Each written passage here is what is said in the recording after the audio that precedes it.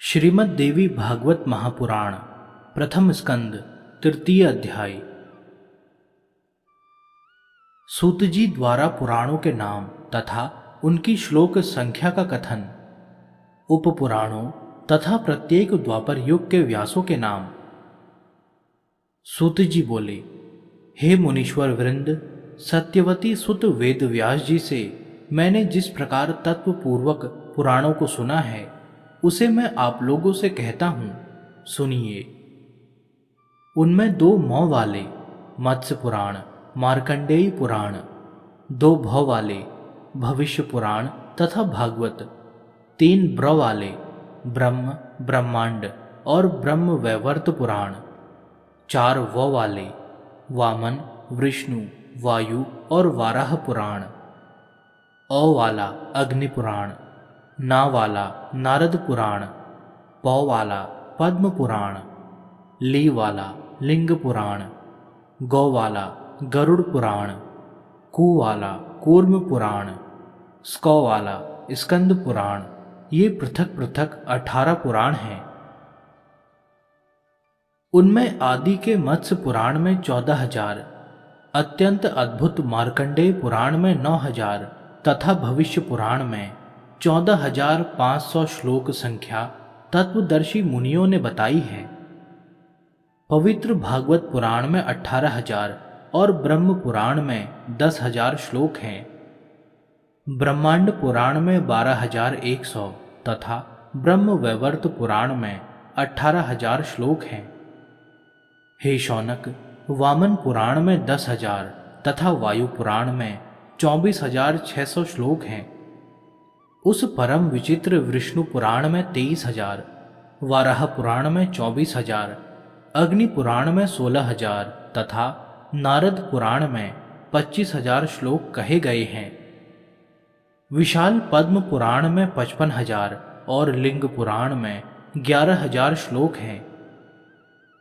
इसी प्रकार साक्षात भगवान के द्वारा कहे हुए गरुड़ पुराण में 19,000 तथा कूर्म पुराण में 17,000 श्लोक हैं। परम विचित्र स्कंद पुराण में 81,000 श्लोक कहे गए हैं। हे पाप रहित मुनियों, इस प्रकार मैंने पुराणों तथा उनके श्लोकों की संख्या विस्तार पूर्वक बता दी। हे मुनिवरों, अब उप पुराणों की भी संख्या सुनिए। उनमें सर्वप्रथम उपपुराण सनत कुमार है, तत्पश्चात नरसिंह, नारदीय, शिव, दुर्वासा, कपिल, मनु, उशना, वरुण, कालिका, सांब, नंदी, सौर, पराशर, आदित्य, माहेश्वर, भागवत तथा 18वां वाशिष्ठ। ये सब उपपुराण महात्माओं द्वारा बताए गए हैं। सत्यवती तनय वेदव्यास जी ने 18 पुराणों की रचना करने के बाद उन्हीं विषयों से विस्तार पूर्वक उस अतुलनीय महाभारत का प्रणयन किया। प्रत्येक द्वापर युग में भगवान वेदव्यास जी ही धर्म रक्षार्थ पुराणों की यथाविधि रचना करते रहते हैं। जब जब द्वापर युग आता है तब तब साक्षात भगवान विष्णु ही व्यास जी के रूप में अवतीर्ण होकर सर्वलोक हितार्थ वेद के अनेक भेद उपभेद करते हैं। विशेषकर कलयुग में ब्राह्मणों को अल्पायु एवं अल्प बुद्धि जानकर वे युग युग में पवित्र पुराण संहिताओं का निर्माण करते हैं। स्त्रियों, शूद्रों तथा भ्रष्ट द्विजातियों को वेद श्रवण का अधिकार नहीं है, इसलिए उनके कल्याण के लिए व्यास जी ने पुराणों की रचना की है।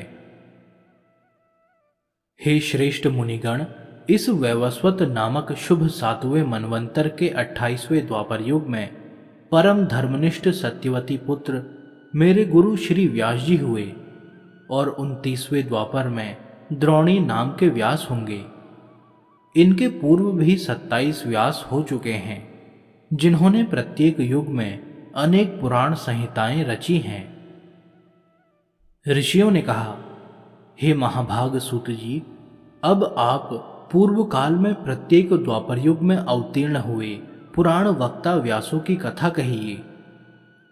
सूत जी बोले, सृष्टि के बाद सर्वप्रथम द्वापर में स्वयं ब्रह्मा जी ने ही व्यास के रूप में प्रकट होकर वेदों का विभाजन किया। दूसरे द्वापर में प्रजापति व्यास बने, तीसरे द्वापर में शुक्राचार्य, चौथे द्वापर में बृहस्पति, पांचवें में सूर्य तथा छठे में यमराज ही साक्षात व्यास बने थे। सातवें द्वापर में इंद्र, आठवें में वशिष्ठ मुनि, नवें में सारस्वत और 10वें द्वापर में त्रिधामा जी व्यास हुए। 11वें में त्रिविश, 12वें में भारद्वाज मुनि, 13वें में अंतरिक्ष और 14वें द्वापर में धर्मराज स्वयं व्यास बने। 15वें द्वापर में त्रैयारुणी, 16वें में धनंजय, 17वें में मेधातिथि तथा 18वें द्वापर में व्रति मुनि व्यास हुए। 19वें में अत्रि, 20वें में गौतम और 21वें द्वापर में हरियात्मा उत्तम नामक व्यास कहे गए हैं। 22वें में वाज्रश्रवा वेन, 23वें में आमुष्यायण सोम, 24वें में तृणविंदु तथा 25वें द्वापर में भार्गव व्यास हुए। 26वें में शक्ति, 27वें में जातुकाण्य और 28वें द्वापर में कृष्ण द्वैपायन जी व्यास हुए। इस प्रकार 28 व्यासों के नाम जैसा मैंने सुना था वैसा बता दिया। इन्हीं कृष्ण द्वैपायन व्यास जी के द्वारा कहे गए श्रीमद् देवी भागवत पुराण को मैंने सुना था, जो पुण्यप्रद, सब प्रकार के दुखों का नाश करने वाला, सब प्रकार के मनोरथ पूर्ण करने वाला, मोक्षदाता, वैदिक भावों से ओतप्रोत तथा सभी आगमों के रसों से परिपूर्ण, अत्यंत मनोहर एवं मुमुक्षु जनों को सदा प्रिय लगने वाला है। जिस अत्यंत पवित्र पुराण को रचकर व्यास जी ने अरणी के गर्भ से उत्पन्न विद्वान, महात्मा एवं विरक्त अपने पुत्र शुकदेव जी को पढ़ाया था। हे मुनिवृंद, उसी रहस्यमय महापुराण श्रीमद् देवी भागवत को मैंने भी करुणा सागर अपने गुरु व्यास जी के मुख से संपूर्ण रूप से यथार्थतः सुना तथा उनकी कृपा से उसे हृदयगम कर लिया है। जिस समय अयोनिज एवं अपूर्व बुद्धिमान अपने पुत्र शुकदेव जी के प्रश्न करने पर व्यास जी ने रहस्य युक्त इस पुराण को सुनाया, उस समय मैंने भी एक साधारण श्रोता के रूप में इस महान प्रभाव वाले श्रीमद् देवी भागवत महापुराण को सुन लिया। हे सर्वश्रेष्ठ मुनिजन, श्रीमद् भागवत रूपी इस कल्पवृक्ष के फल के स्वाद के प्रति आदर बुद्धि रखने वाले तथा अपार संसार सागर से पार पाने के लिए श्री शुकदेव जी ने अनेक प्रकार की सुंदर एवं रसमयी कथाओं से युक्त जिस अद्भुत महापुराण को विधिपूर्वक अपने कर्णपुट से प्रेमपूर्वक सुना है, उसे श्रवण करके भी जो कलिकाल के भय से मुक्त न हुआ, भला ऐसा प्राणी इस भूतल पर कौन होगा। वैदिक धर्म से रहित तथा निकृष्ट विचार रखने वाला बड़े से बड़ा पापी मनुष्य भी यदि किसी बहाने इस उत्तम श्रीमद् देवी भागवत पुराण का श्रवण कर लेता है, तो वह निश्चय ही समस्त सांसारिक सुखों को भोगकर अंत में योगी जनों के द्वारा प्राप्त करने योग्य भगवती के नाम से चिन्हित मनोरम तथा अचल पद को प्राप्त कर लेता है।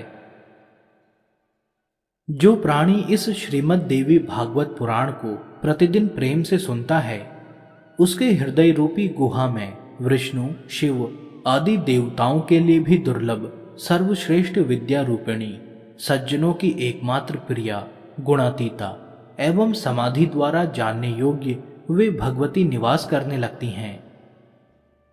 अतः सर्वांग सुंदर इस मानव तन को पाकर संसार सागर के अगाध सलिल से पार होने के लिए जलयान के समान परम सुखदायी श्रीमद् देवी भागवत पुराण एवं उसके वक्ता को प्राप्त करके भी जो मूर्ख इसका श्रवण नहीं करता, वह विधाता के द्वारा वंचित ही कहा जाएगा। इस दुर्लभ मनुष्य देह में दोनों कानों को प्राप्त करके भी जो सांसारिक मनुष्य केवल दूसरों के दुर्गुणों को ही सुना करता है, वह अधम मंदबुद्धि चारों उत्तम पदार्थों को देने वाले तथा सब रसों से परिपूर्ण इस निर्मल पुराण को भूतल पर क्यों नहीं सुनता।